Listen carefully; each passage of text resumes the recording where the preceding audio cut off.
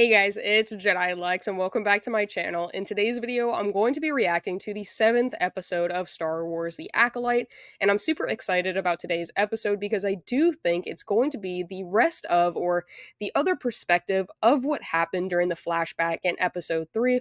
And the reason I think that is because the director of tonight's episode, episode 7, is the same director that directed episode 3. And clearly there was a lot of stuff that happened that night on Brendok, which some of it we get to see, and then there were subtle things that we kind of picked up on that alluded to the fact that more happened that night that we didn't get to see. So we left that episode with a lot of questions, and I'm really hoping if tonight is the remainder of that flashback, we'll kind of get answered. However, we only have 2 more episodes left. We have tonight's episode, episode 7, and then the season finale, which is next week, episode 8, to kind of answer all of these unknown questions. So there's definitely a lot of things that are still up in the air, and I don't think we're going to get the answer to everything, but I do hope we'll get the answer to some things. However, I guess we will just have to wait and see on how they wrap everything up for season 1 into these next 2 episodes. But without any further delay, let's jump right into episode 7. Yes, I called it. It's the other half of the flashback. We are back on Brendok 16 years earlier. Let's see what happens. We are looking for a virgins. What's a virgins? A concentration of force energy centered around a location. A virgins could create life, like what we see on this planet. It's a power that should be studied, protected. Nothing could be more important to the Jedi. Interesting that they call it a virgin. So I wonder if the force or the thread that the coven is using is creating that virgins. Here. When I can't find you, I look here. Buntu tree so beautiful. So found the Bunta tree.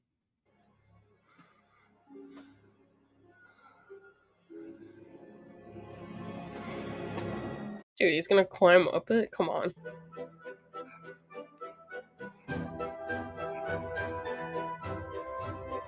We see this part in the trailers.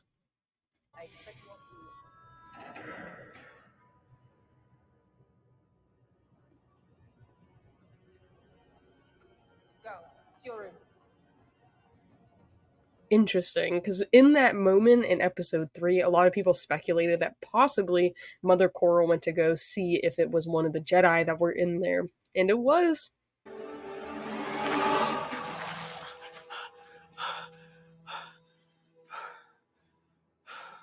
The scouts will bring Osha to your camp at midday. I wonder if that, mind trick that she just played on him is the reason that he attacks Konaka, or the reason they got into a fight. I don't really know who attacks who first.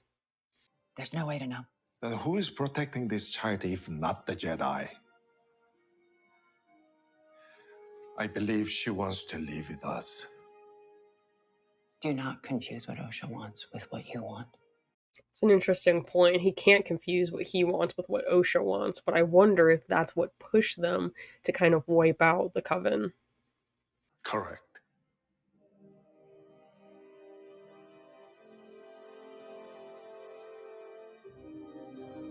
I wonder if Indara can kind of sense her within the Force.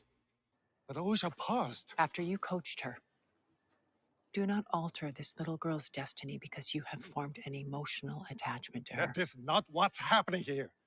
I think that's exactly what's happening. It's the twins' blood test results. The M count is very high. Extremely high. Very force sensitive. Wait. Their symbionts are the same. They are twins? No, exactly the same. Even identical twins would have different symbionts. This is impossible without some kind of manipulation. The twins were artificially created? Maybe by tapping into a power dense enough to split one consciousness into 2 bodies? Only a virgin could create that type of power. This is it. Kind of interesting about their M counts being the same, and that only a virgins could have created them, so they're on to the fact that the girls were created by manipulation of the Force. Hogan! Stop! Don't you see? We just need proof of a virgins, and those girls are the proof. This is our ticket home. Torben is like an actual lunatic. Why is he so eager to get back to Coruscant?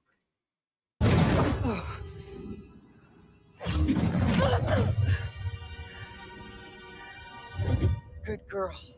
Get mad. Why did Mother Coral do that? Why is she's like amping her up?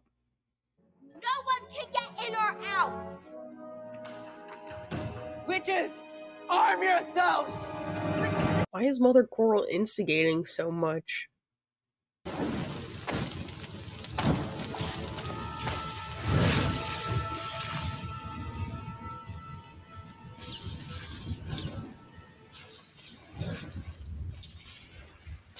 Interesting. I didn't realize May had such like remorse. I guess I don't know if that's a good word towards setting the fire. Mama! Mama! I almost kind of think she didn't really mean to set the fire. Mama!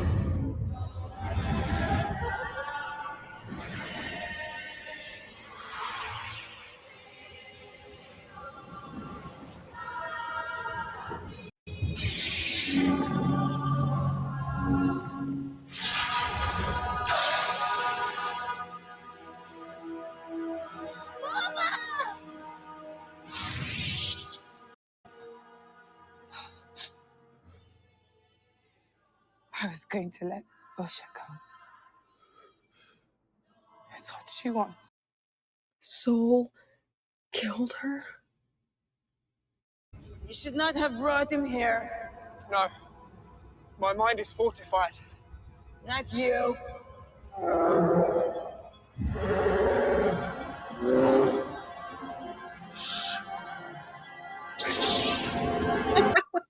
She's in Kelnaka's head, bro. That is insane. So that's why Kelnaka fights them.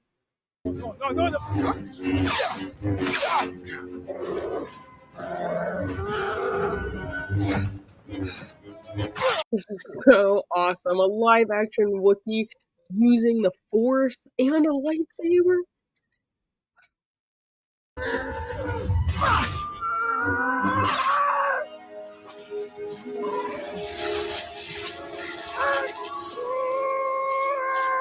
That's where the scar comes from.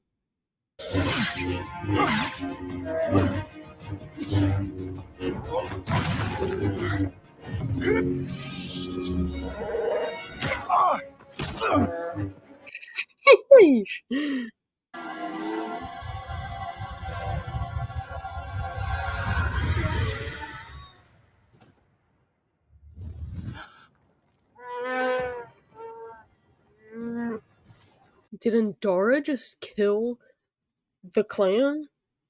Osha!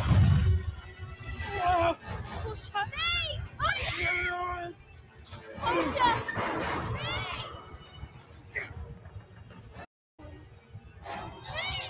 Osha!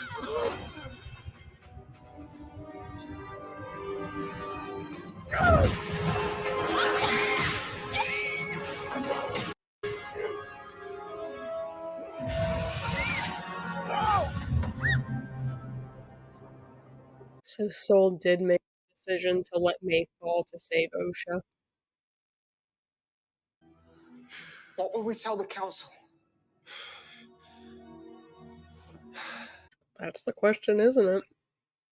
So there you guys have it. That was my reaction to episode 7 of Star Wars The Acolyte, and I called it. Before the episode even started, I said this is going to be the other half of the flashback that we definitely needed, and I think a lot of questions definitely got answered about what happened that night on Brendok. For starters, they all played a very significant role in the death of that coven. I don't think May really, she like started the fire, but I don't think she intended for it to get that out of control. You could kind of see the remorse on her face. She kind of felt bad about that happening. However, I mean, she did burn the book intentionally, it seemed, but the fact that it like fell and then everything else went up into flames, I don't think that part was intentional. However, I think Torben throughout the entire episode, his main goal was just to go home.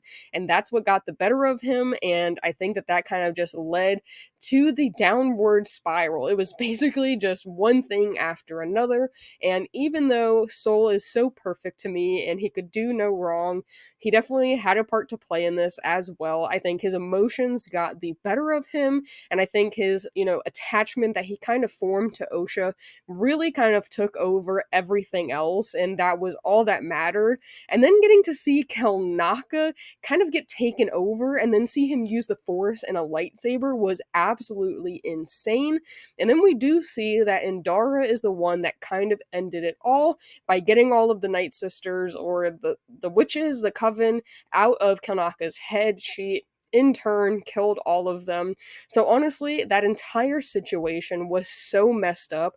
However, at the end of it, Sol wants to go tell the council and face what he's done. However, Indara talks him out of it because, you just did all of this for Osha. If you go turn yourself in, she's going to be left with no one. So she was like, we're just going to tell the council what happened. May started the fire. So they are basically all in on it, and I can understand why they all have such strong feelings about what happened that night. However, they all agreed not to tell the truth. All four of them together. So I completely understand it. And then we do actually get to see that Sol chose to save Osha over May. He was trying to save both of them, so I give him props for that. However, he couldn't do it, so he went and just saved Osha. But I understand, because he did find that emotional attachment with her. It just sucks because May went on a tear. So I don't know. I thought that was a really good episode. I'm finally glad that we got some answers to the questions that we had when we left episode 3. I just thought that episode was absolutely insane. It was just so good. I think I'm going to have to watch it again, but let me know down in the comments what you guys think. Did you enjoy that episode? Did you not? Let me know. I'm always interested in hearing from you guys, but I think that pretty much does it for today's video. So as always, guys, thank you for watching my videos. I'll see you next time. If you guys enjoyed this video, make sure to drop a like, as well as subscribe to my channel if you haven't already, or even click to watch one of my other videos, and may the Force be with you.